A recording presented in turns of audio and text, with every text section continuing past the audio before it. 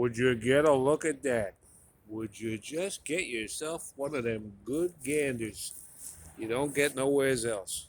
See that old car right there? There's two of them back there. They're hidden in this old red brick mill building. Acted as a garage probably at one time. Well, hello, people. Welcome to my hometown where I happen to live in Maine. If you don't know by looking around my background, screw you. Because I can't share such information in this cancel culture world of ours where lunatic liberal leftists are trying to destroy everybody who holds an opinion that totally challenges their weak, fragile worldview, which has no substance in reality. All right, so with that said, this video is not political, so no need to turn off just yet if you fear politics. But wait a minute, I just came across politics again. I can't avoid it. What is that? The swastika and a pentagram. How the hell does that go together? Does somebody want to explain to me? Pentagram. I think the swastika is right there. I can't quite see. But the point of that is so redundant these days, you know. I don't even know if neo-Nazis exist anymore. But, and it's a good thing they don't, because far left is what we're facing today, far left extremism. But far right, let it be said that far right extremism isn't any better. It's just as evil, folks. It's just the devil making his way in, twisting your politics to the extreme, and no room for that, kid. It just leads to hate, and what does hate lead to? Yeah. All right, damn it, I didn't want to get into politics, and I'm done with it now. What we're doing now, this is a ghost story video. Oh yeah, I've had my run-ins with ghosts.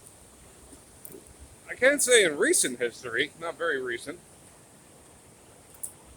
I've had paranormal experiences, but the good old spooky ghost story ghost, I haven't had one of those situations in many years.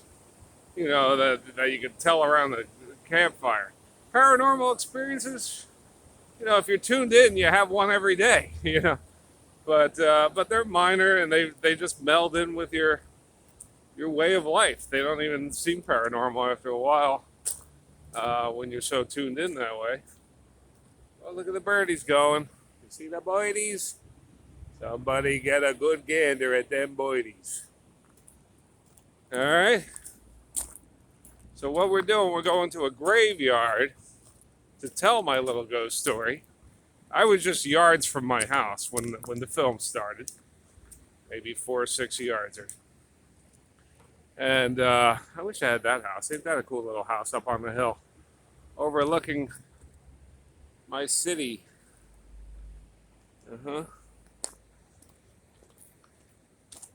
And this is the Sacarapa River here. You know, Indians used to gather here, some tribe or other. And this was a very beautiful place, teeming with fish of every type and stripe. And oh yeah. But now it's practically a dead river, even here in Maine, because they're doing things to try to restore it. But not enough. Never enough. For my standards. I want to live in pristine, Eden-like environs. But, you know, that waits for us on the other side. So, till then. But I'm going to share with you now Ghost Story 1. I got 3 in mind. I don't know if I should, you know, drop them all 3 in one video. or make separate ones. The professional YouTuber would probably say, Ray, fucking squeeze that lemon till freaking a rock pops out. You know, use the living hell out of your stories and spread them far and wide as possible and make as many videos. I should cut one story in 3 parts and make 9 freaking videos out of 3 stories. But I won't do that. I'll do one story for this video, I think. Which one should it be? Well, let's say let's make it the mailbox ghost. How about it? You like that one? Just the name of it alone says, what? Mailbox ghost? I'll never check my mail again. But no, it's about 9 o'clock in the morning here. Maine sees the sun before all of America. So we get the earliest light. We get the first light before the rest of America. And but it gets darkest here sooner than the rest of America too. So it's dark around here now in December of 2020. 2021. Gets dark between 4 and 5 now. Oh yeah. The coffee that makes it. The coffee that makes it breaks it, all right? Yeah. Couple little wooded bridges I'm crossing here to get to our location. Yep, American Indians. This was a hunting ground, you know, certain time of year. And we may come across some of that historical monuments we put up in honor of those American Indians we booted out on their red asses. You know, thanks for covering this land for us for the last few thousand years. Boot, get the fuck out of here. We need this motherfucker now. You know, that's my unapologetic, 100% free of white guilt message. No, I think it was, you know, it's just our culture clashed with theirs, and that's what happened, you know. But, you know, we were, you know, a nomadic culture, very industrious. They were very into just sustaining their way of life, unchanged. But we have some genetic code about Caucasians that we just got to keep, you know, exploring and keep discovering and keep researching, and we're just freaking insane like that. But it's not what I wanted to get into. But this ghost story is in there somewhere. Hold on tight, kid. Here's some construction over there. That's our little hockey rink over there, ice hockey rink. Little wooded bench for you to rest on, but the graveyard is ahead. Ahead that way, I tell you. Yes, you'll find the graveyard just ahead that way. But I must caution you. No one enters the graveyard anymore. Not since little Lily Davis first took to her grave in unrest. Which way should we go here, kid? There's 2 ways here. There's that way. Let's go over this wooded bridge. Nice and creepy and old and creaky. Creepy. That's what you want, kid. That's just what you want. All right, so let's start this story if you're even still listening. After my racist rants about American Indians, because I call them red. You people are silly. If any liberals are listening and offended, well, why is it okay to call blacks black, whites white, Indians red, Asians yellow? It's just a way to identify the races we've been doing for God knows how long. But all of a sudden, we got this new way to describe each other through identity politics. Identity politics. A new invention from the left that I won't acknowledge because it is new. It didn't help to build this country. It's only helping to divide us. And I won't have it because I'm not the racist. You far leftist, extremists, demonically possessed liberals are the racists. And you're going to come to learn that and get red pilled and come on over because the water's great and the cookies are fresh out the oven, kid.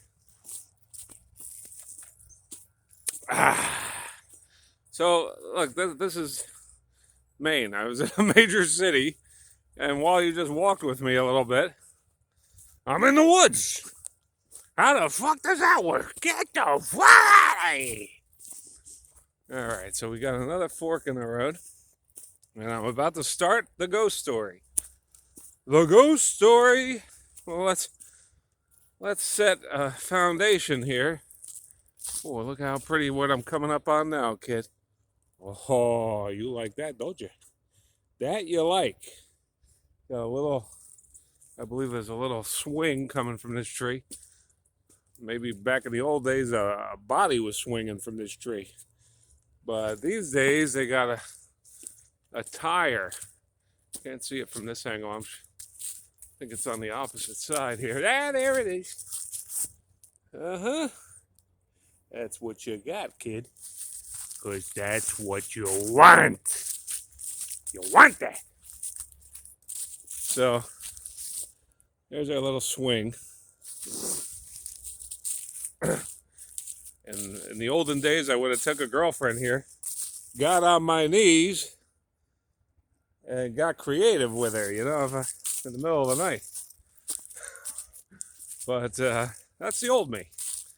Now I do it stationary in the bed with rings on our fingers, the old-fashioned way. That's the way you're supposed to do it, kid, because that's what you want. Now we're starting to get into another neighborhood here. And we're coming upon the graveyard now. Except we can't enter it from this angle. I'll say to you now that this is the graveyard. It's the oldest graveyard in this town. Not telling you where it is. Thanks to cancel culture. If they're listening, they're salivating with stupidity right now at the idea that, ooh, he almost said where he lives. God, if I said where I lived, I'm saving your ass, because if you came looking for me, you're gonna get a butt full of lead. It's better you don't know where I am, because if you're foolish enough to come looking for him and making my life, trying to bring me any fucking grief or aggravation, I'm gonna turn it around 50 times on you. Oh, I just love to see your face. Well,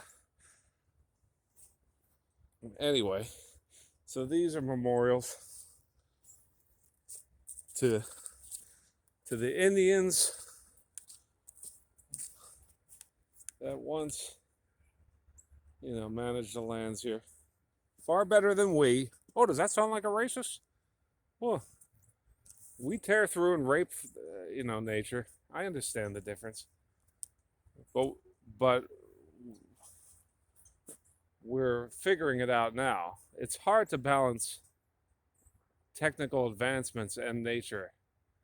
That's what we've been tasked to do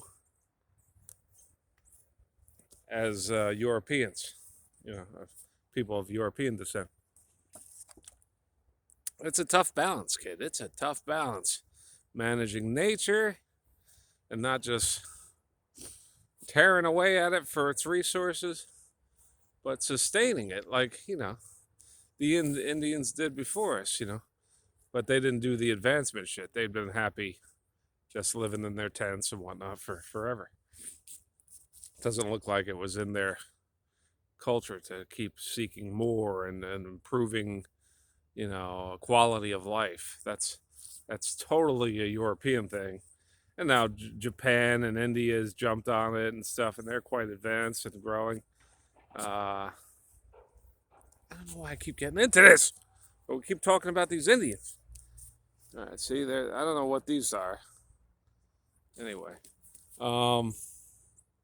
let's get over to the graveyard so I could tell my ghost story. Now here, as you see here, this is the back of a bicycle shop. I've seen a video before of somebody recording this bicycle shop.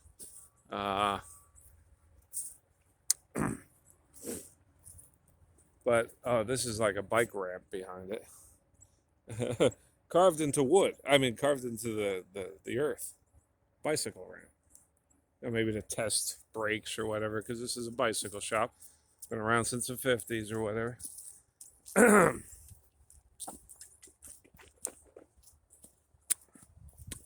Yeah, baby. Some good coffee right there. And, but it turns out that the bicycle shop is partly on the old cemetery, the founding cemetery of the city. You know, founding members of the town. Dates back to I don't know. It doesn't say in the front of the cemetery, but I'm guessing around the 1700s, somewhere in the 1700s. And not many graves are left back here. I was back here for the first time yesterday morning, determined to find this place. I mean, it's walking distance from my house. We just walked from my house. I was just across the street from my house when the video started. So, why am I showing up like that? Oh, here we go. Ah, lucky you. Get to get a good gander at this good-looking man. Yeah, I'm actually 51. I know it's hard to believe. The white beard gives it away a bit, but I like that. I wish my head was white, too. And the hair wasn't falling out. All right, here we go. Huh. You know what? Gotta give you the name of the graveyard. No, I'm not. But, what does it matter? What the hell does it matter the name of the graveyard? I'm just here to tell you that it's a wonderful graveyard.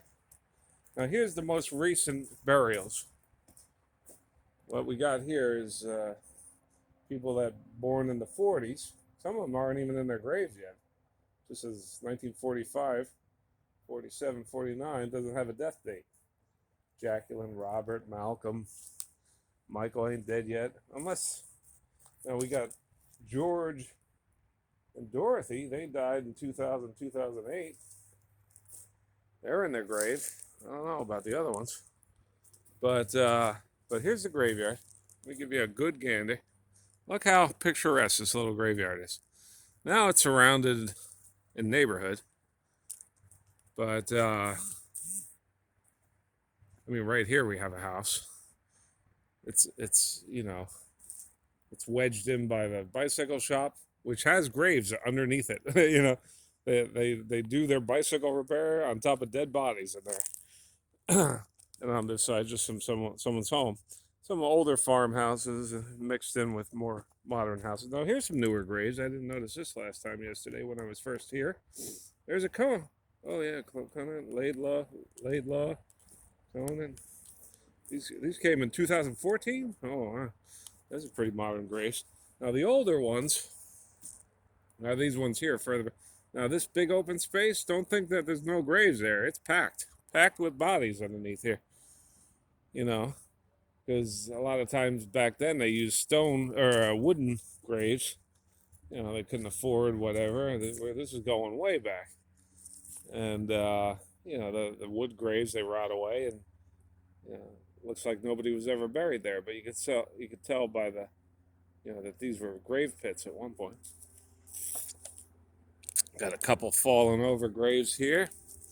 Excuse me, thank you.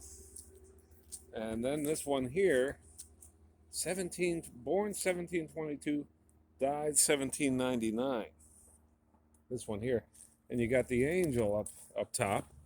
Let's get a good look, get a good gander. See that? Beautiful. Mrs. Elizabeth Wise, widow of Joseph Wise, second daughter of Moses Person Esquire, late, of Falmouth. That's part of Maine here. She was born, blah, blah, blah. Yeah. And then The oldest graves I could see here seem to be these two, which are like, when they're rough hewn stone like that, they didn't have the tools that far back yet to create these later graves, which are still very old by today's standards. So they probably just, here you can't even see, nope, neither side can you see inscriptions. That one may be on the opposite side. But this one I find very nice. Now look at this. All by itself. All by itself here. Joseph Hawes. I mean, it's not necessarily by himself because there's probably other graves. You can see a grave pit right there that kind of caved in. No more stone around it. Maybe it was wood as well. But anyway, we got Joseph Hawes here. He died 1806. And you're damn straight I'm going to touch that grave, kid. Oh, I missed it. Oh, I do love these slate stones. I feel them. But now we're going to do, this is also partly one of our graveside recital videos, which you can find the playlist in my playlist section of the YouTube page. And now look at this. Get a good gander. Take a good look at that, kid. Oh, boy, is that good. That's the good stuff. My best and oldest friend, who probably doesn't even watch my videos, because I consider him much more a friend than he considers me. But that's my whole life. Everybody I love or liked, I've loved and liked far more than they've loved or liked me. That's my lot in life. But, I've come to peace with that. But anyways, so I'm going to read this one to you. Now look at this one over here. Split almost right down the middle. And the other piece fell off right there, or that's one of the other pieces that fell away. And then they cemented around it to try to help them stand up some years ago. And this one's just determined to fall over. But if you notice, this tree, this lovely tree we have here, right in the dead center, on the highest point on this little hill cemetery, is this tree, and the roots are under there, and they're probably pushing up the gravestone. Anyway, let's read this bad boy. You got the vase. Let's see that. You see that, kid? That's good stuff. That's the stuff you want. Take a look. You like that, don't you? All right there, kid. Now let's read this. It starts, look at that lovely inscription. I've read this already yesterday, my first time here. Did I mention that for the fourth time yet? There we go. So, died in 1810, born in 1755. This is Jonathan Webb. I mentioned my best friend because his name is Webb, the same spelling. W-E-B-B, Webb Radio. But anyway, Jesus. It starts out with, my favorite and yours, better than any superhero, better than any rock star, is Jesus of Nazareth, Christ. So, Jesus, I give you, no, let me start this out. Are you listening? Oh, let's get the sun off me so you can see my lovely, lovely wrinkles and scarred up face. All right, so here we go. This is what I'm reading right here, kid. That's what we're reading. All right, get this. Pick up what I'm putting down. Get my rap. Oh, and you can check out these goats over here. I don't know if you can see them from here. There's little goats, little white goats walking around over there. The person's got a little farm there. Anyways, Jesus, I give my spirit up and trust in thy hand.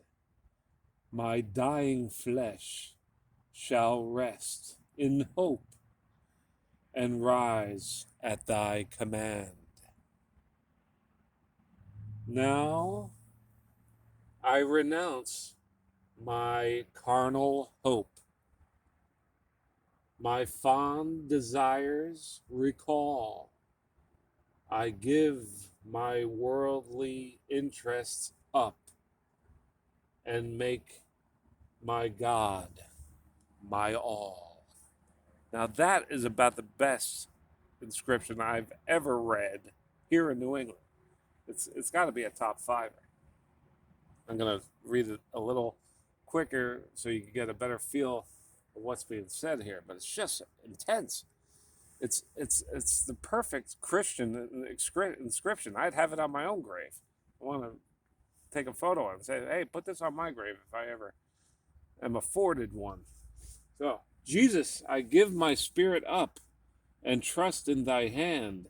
My dying flesh shall rest in hope and rise at thy command. Now I renounce my carnal hope, my fond desires recall. I give my worldly interests up and make my God my all. Do you get what that means? He's giving up the earthly pleasures and say, God, I don't want any of this. You are my all. I'm not enthralled. I'm not caught up in the earthly, scheme of things.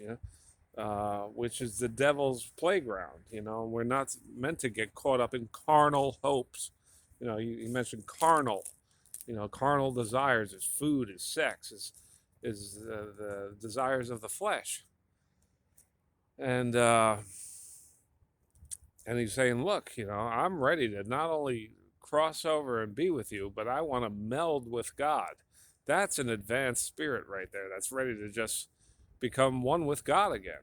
I don't even care about my own identity anymore, God. I just want to meld with you in the oneness, that we are. We all truly are, but we're all separated from the oneness. We have to know that we are one, and with that knowledge comes peace between us. So you ready for the ghost story? Here's my little bench. I sat on here yesterday. I thought it was nicer out yesterday, but now that I've been out here a little while, I've acclimated, and it actually feels good again. So let's put the coffee down here, put me down over here, put you over there, away from the sun, so I'm not just a silhouette in the picture. Let me give you a view of the graveyard from this direction. It's just so quaint and poignant. Are you getting a good gander? Look at that. Get a good gander, kid. There ain't ganders quite as good as that just anyway. Look at that. I sat here for like an hour yesterday. I think I prayed to God, of course, whenever I'm alone, which is very often these days, because I'm a freak. The rest of the world, when you're an NDE survivor, if you weren't married before that and divorced as a cause of that, you pretty much spend the rest of your life alone because nobody can relate ever for the rest of your life. But so ghost story. All right, if you're still there, what are we at? 20 minutes. Let's make this a half hour. I got to finish this in 2 minutes. Ghost story. All right, it's 1990, 1991. We're a bunch of kids in a car, early 20s. Girls, guys, we're all looking for somewhere to party, somewhere to screw each other. Looking also for a thrill. I think we were out ghost hunting, or no, it's too long ago. I can't remember what our purpose was. I think we were at a concert or something. That I don't recall why we were together. Don't remember a soul that I was with. Any of those people I'm no longer in contact with. Can't remember who's who. Maybe one of my oldest friends, Joey Soretta, was there, if anybody that I knew to this day. But maybe not. In any case, we're going down a rainy back road, windy, wooded. Homes are spread far apart. You don't even see the homes because they're all backed up deep into the trees. And hey, Ray, you have no son. And so it just looks like wilderness to each end. You can see the mailboxes of the homes in the long driveways deep into the woods that lead to the homes out of sight. So we're seeing these mailboxes. We're playing a game of turn out the lights and drive as fast as you could down these winding roads in pitch blackness. Just, the reckless life, so anyway, at a point when the lights were on, and the rain's coming down, we're moving along. I'd say at about 30 miles an hour,